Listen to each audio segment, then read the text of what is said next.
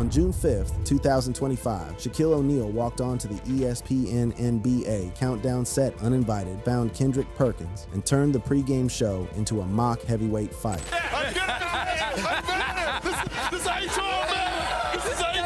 The footage went viral not because of the crash itself, but because it was the latest entry in a 15-year relationship between two men with real history. History that started on a basketball court and got complicated in a locker room before it ever made it to television. Here's exactly what happened between Perkins and Shaq on that ESPN set and how it got there. The crash.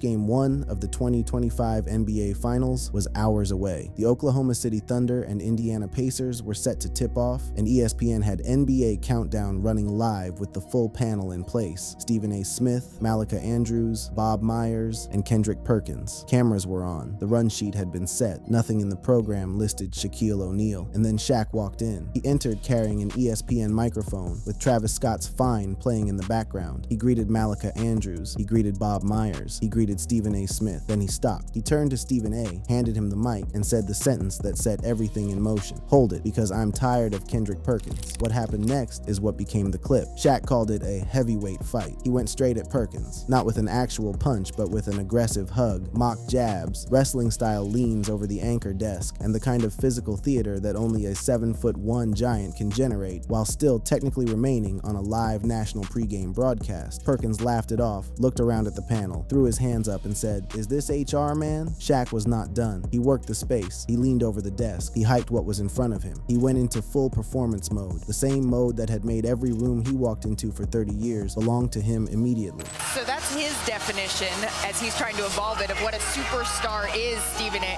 Shaq was riffing, borrowing from the 1979 film The Warriors, using the packed arena energy of an NBA Finals night as his backdrop, and doing exactly what he had always done, commanding every room he walked into from the moment he arrived. Are you not entertained? Can you dig it? And then Malika Andrews stepped in with the line that ended the segment and landed above everything else that night. Shaq, we appreciate you stopping by our set, and we're looking forward to being your teammate here coming up next year. That line was not a throwaway joke. It was a preview of the most significant shift in sports broadcasting in years, and the key to understanding why Shaq chose this specific night, this specific set, and this specific man to walk up to with a microphone and a mock right hook. The clip ran under a minute on air. Before the show cut to commercial, it was already moving online. Headlines called it Shaq storming the set, crashing to fight Perkins, tackling the analyst. It picked up hundreds of thousands of views across YouTube, TikTok, and Instagram within hours of airing. The clickbait framing did what clickbait framing always does. It took the most charged reading of what happened and put it in the headline. But the titles weren't entirely wrong. There was tension in that clip. It just wasn't born that night. To understand why this clip worked, you have to understand the specific context of the summer of 2025 in NBA broadcasting. TNT's Inside the NBA had just aired its final show after the Eastern Conference Finals Game 6. The show that Charles Barkley, Shaq, Kenny Smith, and Ernie Johnson had run for years, the show that had set the standard for what NBA studio coverage could look like, was finished. It was not being renewed. It was not relocating. It was done. A $76 billion media rights deal had moved NBA rights from TNT to ESPN, ABC, NBC, and Amazon. The crew was transitioning to the new home. The show was not coming with them. What that meant in concrete terms was that Shaq and Charles Barkley, the two men who had spent the previous year roasting Kendrick Perkins on their network, were now moving to Perkins' network. The rival network was becoming the home network. The men who had put a punching bag with Perkins' face on it on national television were now going to share a building with him every single day. Shaq walking onto the ESPN set was not a random stunt. It was the moment where the old world walked through the door of the new world and introduced itself. And the face it chose to introduce itself to first was Perkins, because that introduction carried a story. And Shaq understood that the story was the content. The crash itself was the closing bracket on a years-long narrative. Malika Andrews' sign-off, "We're looking forward to being your teammate here next year," was not improvised. It was the acknowledgement, live on air, that the era of cross-network shots was ending. The two sides of an NBA media rivalry that had produced punching bags and rap diss tracks and viral roach insults were about to share a studio. Perkins kept it going after Game 2, pulling up on Shaq, Kenny Smith, and Isaiah Thomas for handshakes and more banter. Fans clipped that too, captioning it simply as Perk pulling up because, given everything that had come before, a handshake between Perkins and Shaq on the floor of the NBA Finals was never going to be just a handshake. The footage went viral because it looked heated, and it looked heated because the relationship under it was real. The media theater, the punching bags, the rap diss, the roach insults, the cross-network shots was built on top of something genuine, something that started years before either of them ever sat behind an anchor desk. But to get to that, you have to go through the beef first, because the beef is what made the crash land. The beef that made the crash land.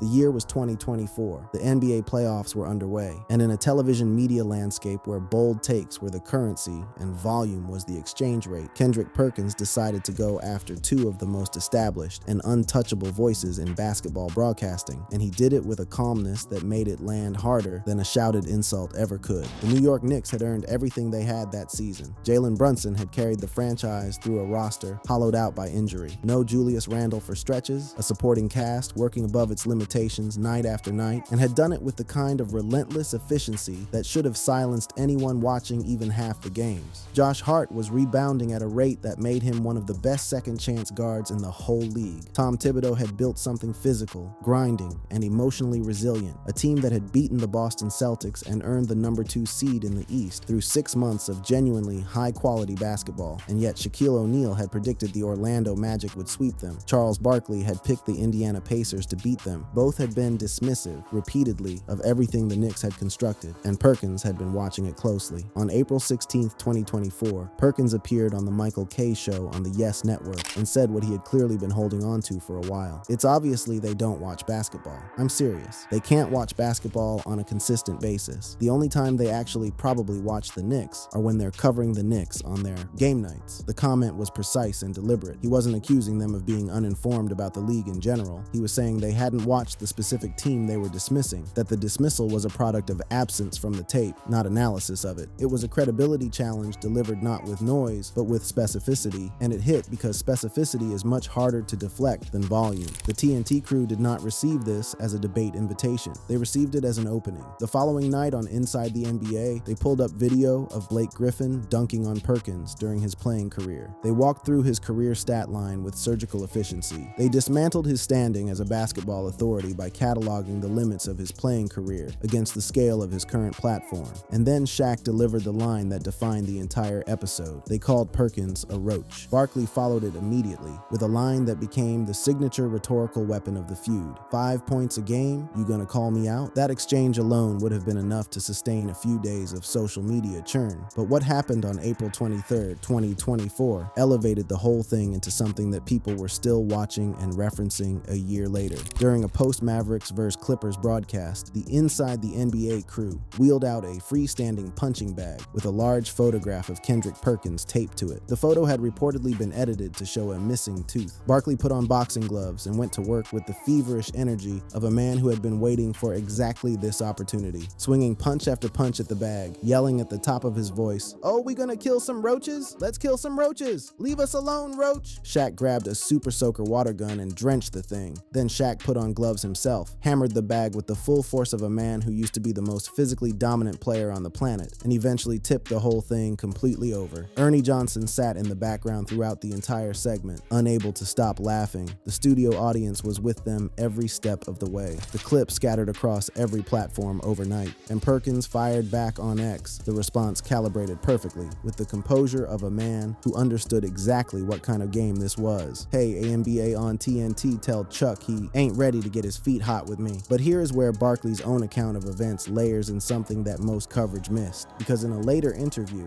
Barkley revealed that the escalation to the punching bag was not his call. He was prepared to let the original comment go. It was Shaq who made sure that wasn't going to happen. The only problem that I had with what Kendrick says, there's nobody in the world watch more basketball than me. That was Barkley's grievance, singular and specific. The implication that he didn't watch the games, not the credibility attack, not the platform critique, not the career stats jab. He watched more basketball than anyone, and that claim cut at the one thing he was most proud of professionally. The thing that's really funny about it, Shaq is so sensitive at times. Right. Because I was gonna let it go. And he's like, nah. Barkley was done. Shaq was not. My mama told me growing up, we kill all roaches. And I said, like, so that's how the whole roast thing came up. That single piece of childhood wisdom from Shaq's mother turned a media back and forth into a full-blown production. And Shaq is so crazy. He made a rap diss song. Shaq, four-time NBA champion, Hall of Famer, owner of a certified music career from the 1990s, recorded an actual rap diss track aimed at a basketball analyst whose career averages sat at roughly 5 points and 5 rebounds per game. That happened. Shaq made a rap diss record about Kendrick Perkins. The depth of commitment that required is its own kind of testament to how personally Shaq took the whole thing. For his part, Perkins navigated the fallout with more nuance than the headlines gave him credit for. He told the Michael K. Show in May 2024 that he had great respect for both of those legends and that it's all fun and games, that the criticism came from a genuine place about preparation, and that he wasn't backing down from the substance of what he'd said. But there was one specific word embedded in the whole episode that he drew a hard line around, and that line had nothing to do with basketball.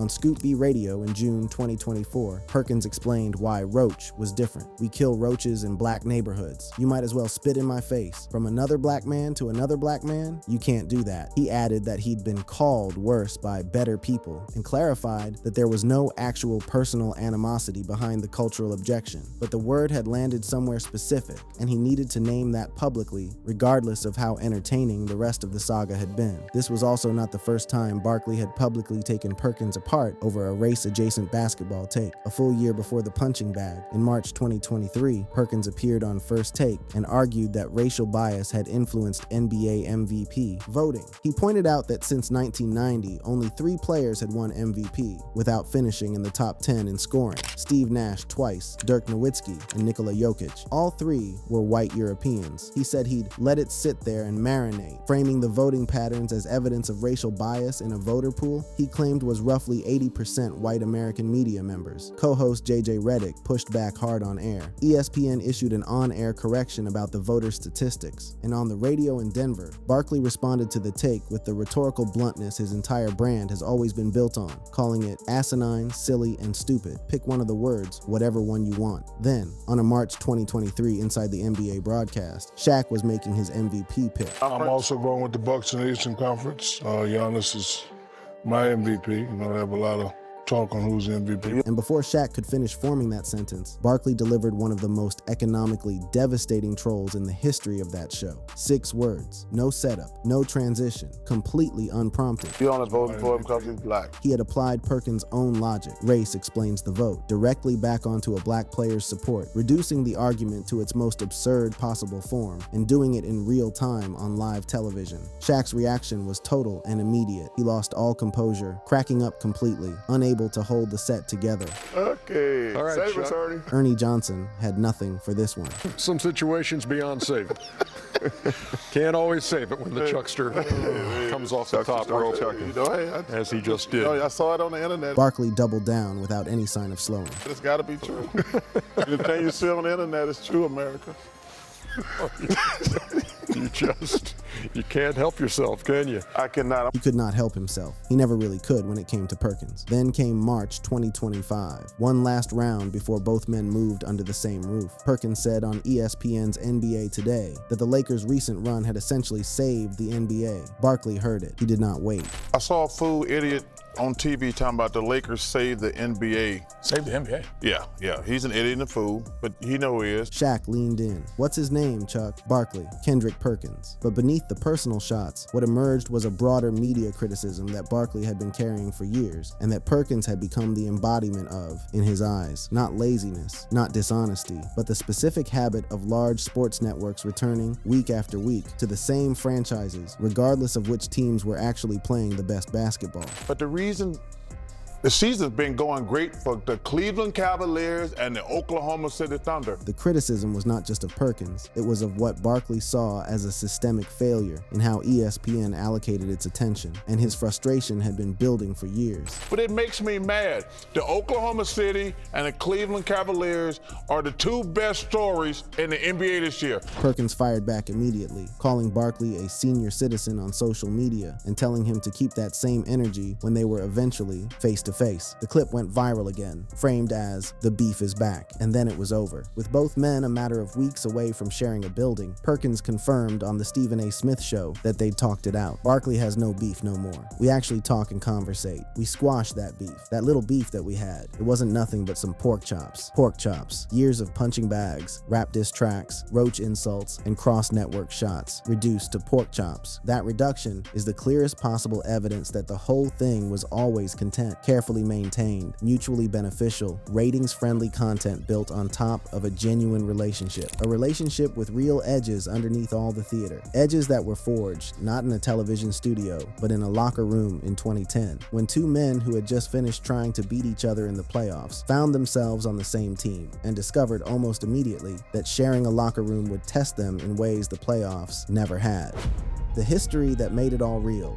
Strip away the punching bags and the rap diss track and the roach insults and the ESPN set crash, and what you find underneath all of it is something that television beef rarely has. Two men who actually know each other, who competed against each other at the highest level the game offers, who shared a locker room and a season and a moment that neither of them has let go of in 15 years. The theater works precisely because it is built on something real, and that real thing started in 2010. The Eastern Conference semifinals that year pitted Kendrick Perkins' fourth-seeded Boston Celtics against Shaquille O'Neal's top-seeded Cleveland Cavaliers, led by LeBron James. The Celtics were the defending Eastern Conference champions. The Cavaliers had the best record in basketball and were the consensus favorite to not just win the East, but to win the whole thing. What followed was a 6-game war, physical grinding, contested from start to finish, that the Celtics won 4-2. Inside that war was a specific matchup. Perkins, the gritty defensive center who had built his entire career on making the life of opposing bigs as difficult and unpleasant as possible, going directly and repeatedly at Shaquille O'Neal, the aging but still enormous, still formidable force who had joined Cleveland mid-season and was everything most centers in the league had spent their careers desperately trying to avoid. Contemporary reports from that series documented the brutality of the matchup in real time, recording how Perkins had spent the series going belly to belly with the beast that is Shaquille O'Neal, trading hits, absorbing contact that would have moved most people sideways, and engaging in the kind of trash talk that functions as a parallel game running inside the main one. There were moments in that series where the two almost came to blows in the third quarter at TD Garden. Perkins held his ground against a man who had a half foot and more than 100 pounds on him. The Celtics advanced, and then, months later, those two opponents became teammates. In August 2010, Shaq signed a 2-year deal with the Boston Celtics. At 38 years old, body deteriorating beneath him in ways that were becoming impossible to paper over, chasing one last ring alongside Paul Pierce, Kevin Garnett, Rajon Rondo, and the man he had just spent 6 games trying to bulldoze, Kendrick Perkins. The team started 28-3. The early returns looked like a heist, like one of those rare roster constructions where every piece falls perfectly into place, and the league has no immediate answer for what you've built. And then, in the daily, unglamorous grind of training camp at the facility in Waltham, Massachusetts, something happened that Perkins carried with him for 15 years without telling a single person outside that locker room. During competitive 3-on-3 drills, the daily gladiatorial scrimmage where fringe players fight for jobs and veterans stay sharp, reserve guards Delonte West and Von Wafer had been pushing each other to the absolute limit of what practice competition is supposed to be. West was playing with an intensity that Perkins described as a man who was about to die for this. Every drill a war, every possession a proving ground, every rep an argument for a guaranteed roster spot. Wafer competed hard, but he was not at West's level of desperation that day. Wafer won the key drill. He walked back to his locker. He sat down, put both feet in a mop bucket full of ice, bags on his knees, towel draped across him. He was done. He was cooling down and letting the chips fall wherever they fell. Delonte West had different intentions. West followed him into the locker room. He stood over Wafer, seated, iced up, completely vulnerable. He confronted him with a raw aggression that had nowhere reasonable to go in that moment. Then he threw the first punch. Wafer started bleeding. He was down. He was done. He had no intention of fighting and no capacity for more at that point, by any reasonable reading of what was unfolding in that locker room. The correct response from the veterans present was to step in and shut it down. Shaq's response was not that. According to Perkins' detailed account on his podcast Road Trippin' in August 2025, Shaq jumped in and started actively escalating, shouting with the energy of a man watching something entertaining. "Osa! Osa! Let's take it in the bathroom, take it in the shower. He gotta get his lick back." He was pouring accelerant onto something that should have been extinguished, and doing it in a situation where one man was already on the floor, already bleeding, already completely finished with whatever the confrontation had been. Perkins stepped directly into Shaq's path, path, he got in his face, and he said, with the same unshakable clarity that Paul Pierce would later describe as one of the most remarkable things he had ever witnessed in a professional locker room, "Man, sit your big down, man, instigating that nah, man, don't take it in the shower, man, break that it up, that man don't want to fight." When he recounted this 15 years later, Perkins was still visibly heated. "This is one of the few times that I get pissed off at Shaq, because this is bullying at this point. You know when somebody want to fight, and you know when somebody don't want to fight." The distinction hit him at a moral level that went beyond competitive friction. There is a version of intense locker room competition that builds cultures and produces championships. And there is a version of it that is simply a larger, more powerful person exploiting the leverage they have over someone smaller. Perkins knew the difference on sight, and he named it to Shaq's face in the moment. The situation de-escalated. Both West and Wafer made the initial roster. Coach Doc Rivers confirmed the fight publicly and kept the details inside the organization. No suspensions, no cuts. The team kept winning. The incident sealed itself inside the locker room and stayed there entirely until Perkins decided to bring it out in 2025 on a podcast, because the full story of that relationship had never been told publicly. But the locker room incident was not the only time Perkins had stood in Shaq's face without flinching. On the Club Shay Shay podcast, in October 2025, Paul Pierce told a story that had never before been shared publicly, one that sent clips ricocheting across social media and instantly recontextualized the entire public perception of the Perkins-Shaq dynamic. Pierce described a moment during the 2010-11 season where Shaq, the living monument of the game, the man every player in the league had grown up watching dominate the sport for 2 decades, tried to punk Kendrick Perkins, tried to use the physical and reputational gravity of being the most dominant player to ever pick up a basketball to move Perkins sideways. Perkins got right in his face, and he said directly, clearly, with the calm certainty of a man who had made a decision that could not be walked back, "I'd beat your ass." Pierce's reaction to witnessing this carried the unmistakable weight of a man describing something genuinely unexpected. "I ain't never seen nobody stand up to Shaq like that. That gave me confidence like we're going to whoop them. If Kendrick Perkins doesn't get hurt, we win 2 rings." He was not exaggerating for effect. He was describing the specific chemistry that a moment like that creates inside a locker room. The way one player refusing to be moved by the biggest presence in the building gives every other player a kind of permission to believe in themselves that they couldn't manufacture on their own. Perkins responded to the clip on social media with a single sentence: "I'm a changed man now," owning the story entirely, owning the energy, and not backing away from a single detail. This is the bedrock beneath every piece of television that Shaq and Perkins have produced together. The Shaqtin' a Fool segment on TNT, the long-running blooper reel where Shaq narrated players' worst career moments in his signature deadpan style, had used Perkins as a recurring subject for years, attaching the tragic Bronson nickname to his most painful on-court moments.